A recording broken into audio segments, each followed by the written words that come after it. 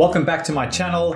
I'm Brett Field, aka Sketchy Brett, YouTube's sketchiest artist. And today I'm going to be taking you through 3 levels of loose urban sketching, from nice and structured all the way up to very, very loose lines. Let's jump in.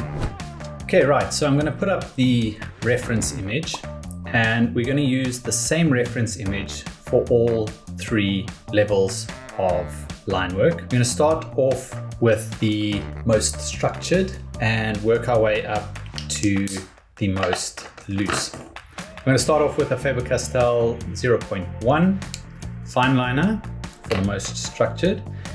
For the purpose of this tutorial, we're going to leave out the little monument in the foreground and just focus on these sort of 3 sets of buildings. While this is structured, I'm not looking at doing architectural, right? So we still have some level of movement to our line work, but far less than you would be familiar with in my work, because I'm very much on the other end of the spectrum. And the thing here is to kind of spot your landing.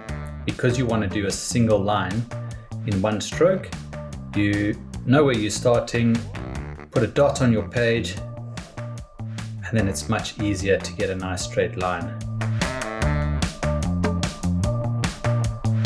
Now a little trick, we want a straight line over here, and the trick is to put your pinky finger on the edge of the page and you use that as a guide, and you hold the other side of the page and then you can push as hard as you like. We can spot our landing, we want to go there, and there we go. We're going to imagine the doorway because we haven't got it, because the monument is kind of blocking it out, but we'll just imagine it. I'm just trying to find the straightest lines I can. That's my focus. But I'm trying to do single lines, beginning to end, spot my landing. That's really the trick of this. Now, I also want to get my big shapes. So I know we sort of here for the side of this building. So I'm working in shapes, which is what we often do in urban sketching to simplify complex structures. And remember, this is not architectural, so if you run off course a little bit, no worries. Now we don't want to completely lose our urban sketch, so don't bring in a ruler, don't bring in every last detail, because we still want to use color in a way that it brings some charm to the end product. We're not going to just use line work. So if you put in every last detail, it doesn't leave much for us to work with thereafter. Okay, so that's looking quite cool. Now, what's important here is we've got, up until now, other than a bit of foliage, we've had very straight lines. Whereas now, we can't get away with this. We've got a curve. We can't, but what we want to do is do it in one swoop. So it comes in and around. So we practice it a few times and then we commit. Now this side, I like to spot the other side of my road and kind of work it in a little bit, and I just block in the first few buildings, which allows me to make sure that my scale is correct rather than starting with the big building. So if I start with the big building on one side and work my way into the perspective, the other side I work my way out of the perspective, and then I can fill in those details. Got a couple of people here, and now we can just, again, be nice and structured. You can see now this is very structured. We're going to rely heavily on the color to bring charm to this. Because we're going and we're showing degrees of structured and not, I'm going to put this in because it does bring a lot more structure, and you can see how it's now all sort of come together. And there we have it. There is our first sketch.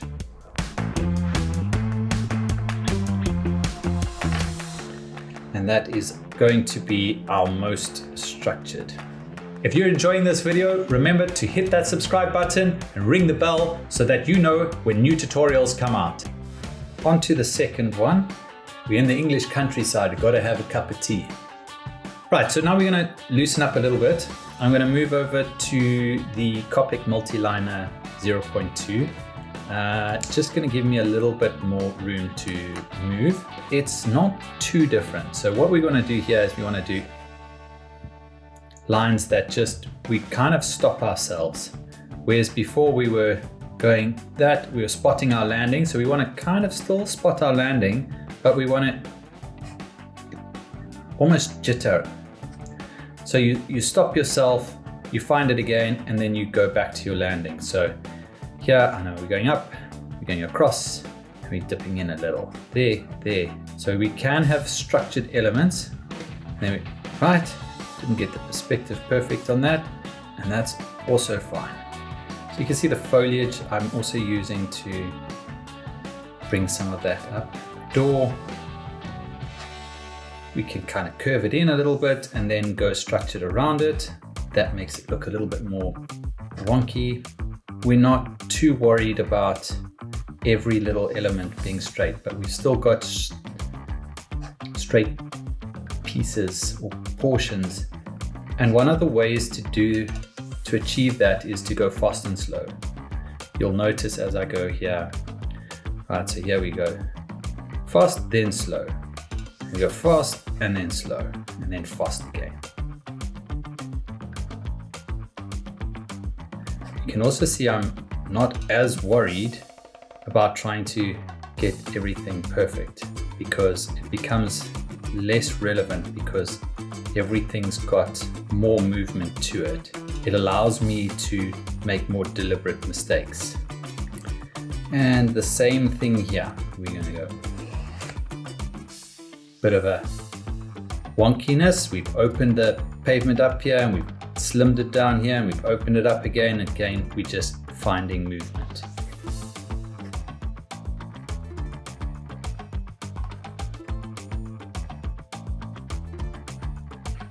And then our people, we can just be a little bit looser. That's this one done. The important takeaway for this style is stop and go. The rhythm, so we want fast and slow movements, and that's what gives us this structured, little bit loose. If there's something that you're struggling with and you'd like me to make a tutorial about it, pop it in the comments below and I'll do just that. Right, now we're going to go to very loose, right? And there are obviously degrees in between this, but I'm trying to give you sort of a broad spectrum. So from very structured to very loose. You've got to find, there isn't three, there's infinite possibilities in between them. This is just showing you sort of middle of the road and on the other side. So for the very loose one, I'm using a Lamy Safari fountain pen. It allows me to really get nice ink flow. Here we go. You'll see I'm stopping and I'm almost being erratic with my pen.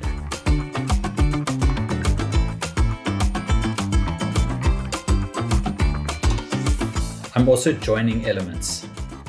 I don't necessarily pick up my pen in between windows.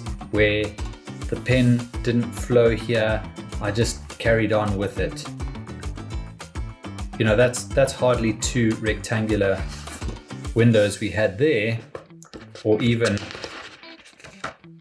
the ones that had some movement in. You can see they've become borderline abstract. And it all looks quite a mess, but when you stop focusing on single elements and you start looking at it kind of holistically, you can see how it has its own charm to it, and it really starts to become quite interesting to the eye. And that's where the magic happens.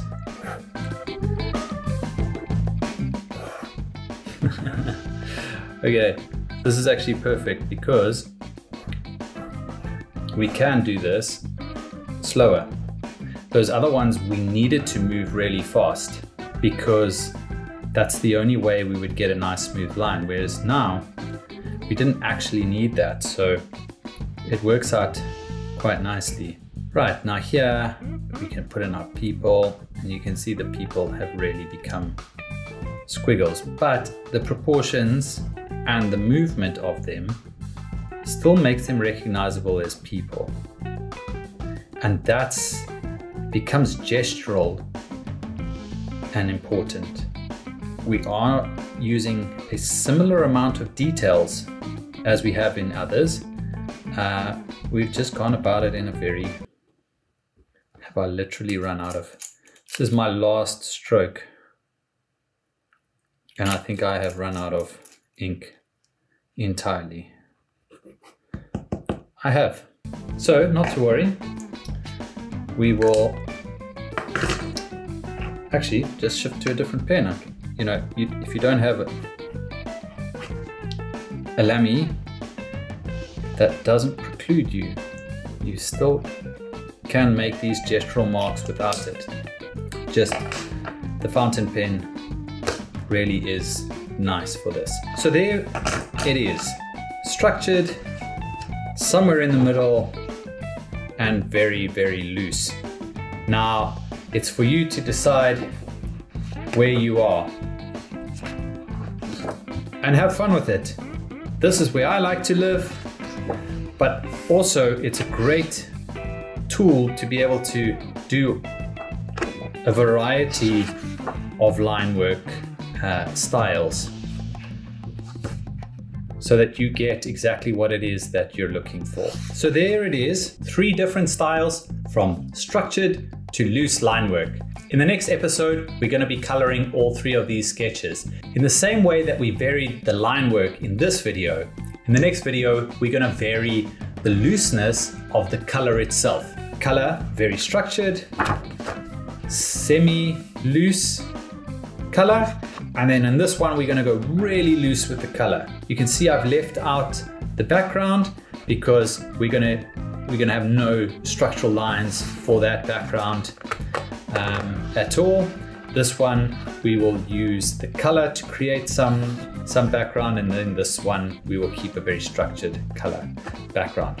If you're looking to follow on to that immediately, you can find that video here. If you want to give your brain a little break, here's something entertaining for you to watch in the meantime.